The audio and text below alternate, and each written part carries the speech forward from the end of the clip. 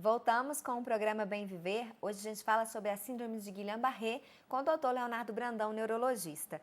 A gente recebeu algumas perguntas, vamos respondê-las primeiro, doutor. Flávia do Antônio Dias. Ouro Preto tem casos de Zika, pois já tem casos da síndrome Guillain-Barré.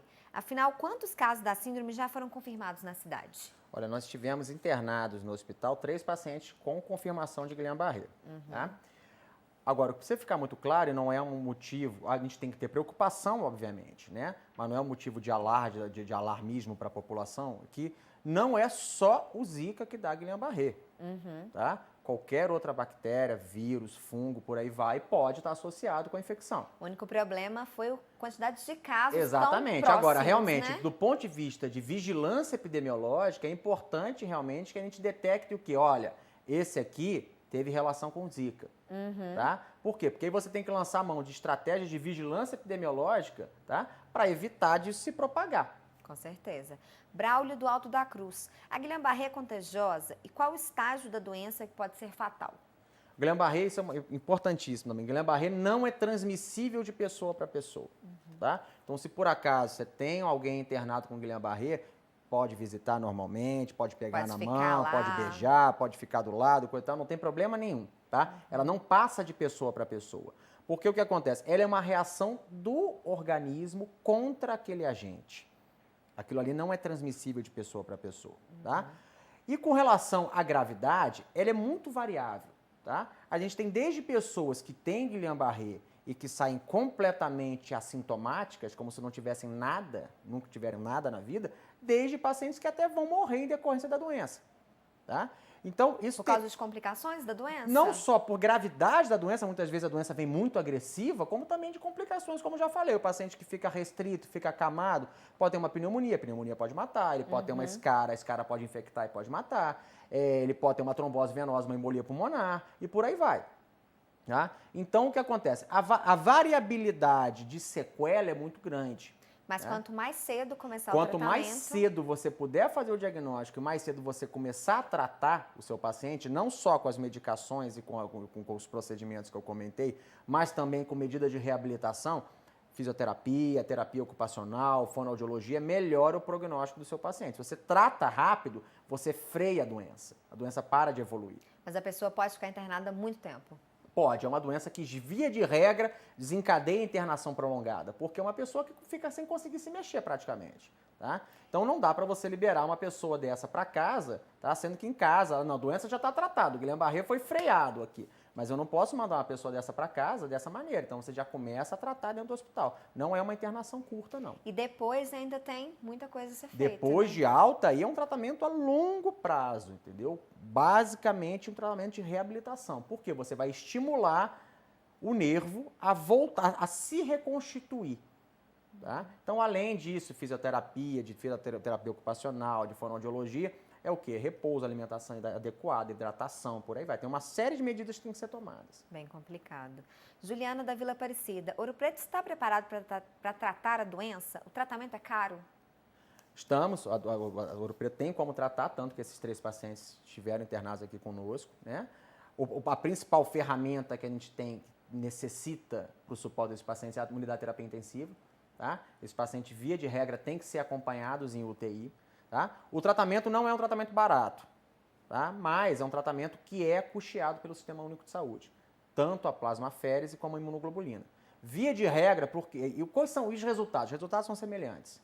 Se eu fizer plasmaférese, se eu fizer imunoglobulina, os pacientes vão ter um resultado semelhante no final. Eu faço uma ou faço outra, tá?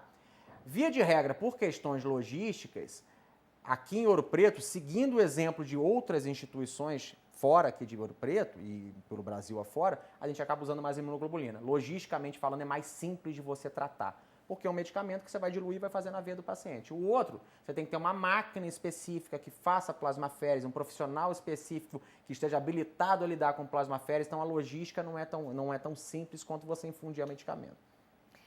Feliciano, Caminho da Fábrica. A síndrome pode deixar sequelas? Quais? O que vai acontecer? Você tem uma doença motora, tá? Classicamente falando, você pode ter alteração de sensibilidade? Também pode. Tá? Então, tem muito paciente que se queixa de dor, que se queixa de queimação e por aí vai. O que vai acontecer?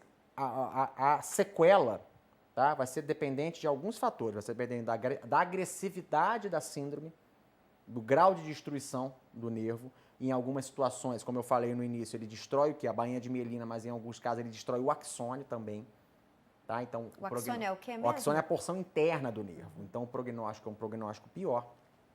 Vai ser dependente de quê? Vai ser dependente do tempo que você demora para fazer o diagnóstico, vai ser dependente do tempo que você demora para começar com o medicamento, vai ser dependente do quê? Da reserva orgânica que aquela pessoa tem. Por exemplo, se é uma pessoa que tem uma saúde muito boa, que faz atividade física, que tem uma alimentação adequada, provavelmente ela vai se recuperar mais facilmente do que uma pessoa que fuma, do que uma pessoa que bebe, uma pessoa que se não alimenta adequadamente, que é sedentária. Então, tem uma série de fatores que estão envolvidos o quê? Na recuperação desse paciente. E como a gente comentou, tem pacientes que saem completamente assintomáticos, se não tiver sentido nada, até pacientes que morrem. Tá? Então, as variações vão acontecer dentro desse vale aqui, dependendo disso. É muita coisa, né? Exatamente. Agora não são não perguntas, são mais comentários. Maria das Graças da Bauxita. Meu Deus, proteja o mundo. A Zika já tem sua sucessora. Onde vamos parar? O triste que o culpado de tudo isso, infelizmente, é o ser humano. E o Glaucio de São Cristóvão. É preocupante a cidade já ter registro da síndrome? Governantes, vamos agir. Vamos fazer campanhas intensificadas para combater o Aedes aegypti. É preocupante no seguinte aspecto, preocupante, vamos colocar entre aspas, acho que o mais importante é a gente informar, não é alarmar. Chamou a atenção, porque a gente tinha dois casos por ano, mais ou menos, de repente em 3 meses a gente teve 2 casos, 3 casos, quer dizer. Tá? O que é mais importante com relação à possível relação do Guillain-Barré com Zika? O mais importante é o quê? Como é que eu posso interferir nessa cadeia? Eu posso interferir no agente que é o agente transmissor do vírus, que é o mosquito. Uhum. Tá? Eu não tenho vacina para o Zika ainda, eu não tenho medicamento específico para o Zika ainda, e eu não tenho como evitar, se a pessoa pegar a Zika, dela desenvolver Guillain-Barré. Não quero dizer que todo mundo que tem a Zika vai ter Guillain-Barré. Tá? O que a gente precisa é o seguinte, a estratégia principal é não deixar o mosquito nascer.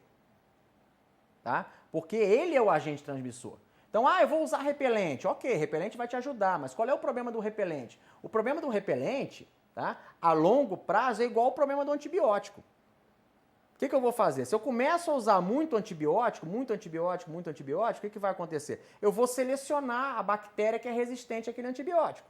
Daqui a pouco eu estou tomando antibiótico, a bactéria está me infectando. Por quê? Porque ela é resistente àquele antibiótico. Então, o repelente também acontece Pode isso? acontecer. Pode acontecer. A longo prazo. Por quê? O que acontece? Você começa a expor aquele mosquito, tá, ao repelente. Então, o que vai acontecer? O mosquito que é sensível, ele não chega perto de você. Só que a natureza faz isso. Isso se chama seleção natural. O que vai acontecer? Com o passar do tempo, geneticamente, o mosquito pode mudar e começa, não, eu vou atacar isso aqui que o repelente não me traz problema maior. A gente vê muito isso com esses inseticidas que a gente coloca em parede, na casa, na tomada.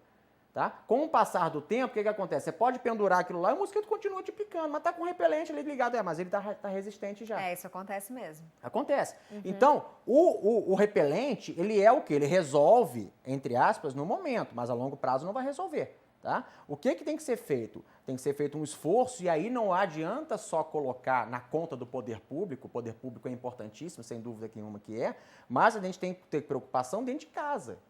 Tem que ter preocupação com o quê? Com o vaso de planta que está com água, com o pote do cachorro que está com água, com a calha que está suja, que está com água. Por quê? Porque ali é o ambiente propício do mosquito. O mosquito com aquele meu terreno também que eu deixei com o lá, seu lote, né? que está sujo, entendeu? Que você não manda capinar, apesar de ser obrigatório que você capine seu lote.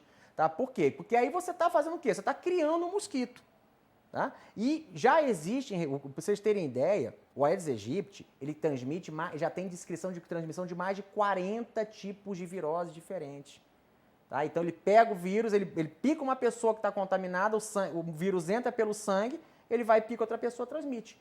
Então o que a gente tem que fazer? Tem que ter preocupação com Zika? Tem que ter preocupação com Zika, obviamente. Tem que ter preocupação com Guillain-Barré, sem dúvida nenhuma, mas tem que ter preocupação com o mosquito. Se a gente não quiser ter Zika, tem que matar o mosquito. É isso mesmo.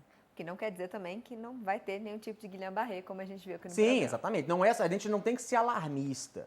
Tá? Realmente preocupa, realmente chama a atenção, No Rio de Janeiro, por exemplo, houve uma explosão de casos de Zika, de Zika e, consequentemente, muito Guillain-Barré. No Rio tem muito paciente com Guillain-Barré. Como eu comentei, em Honduras, por exemplo, não se fala de microcefalia, mas se fala muito de Zika, se fala muito de Guillain-Barré.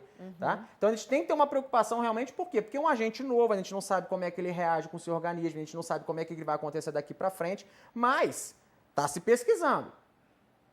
Vou pesquisar uma vacina, um soro para matar o Zika, ou então para você não desenvolver a doença, coisa e tal. Mas o que a gente pode fazer nesse primeiro momento? É não deixar o mosquito nascer. Com certeza. Doutor Leonardo, nosso tempo acabou.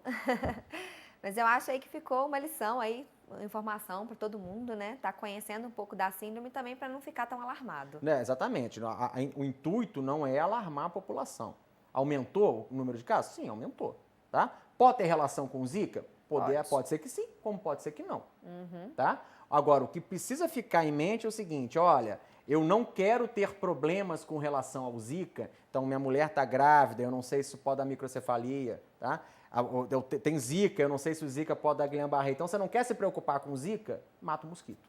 Exatamente. Muito obrigada pela sua participação. O Bem Viver fica por aqui e a gente se vê na semana que vem, hein? Até lá!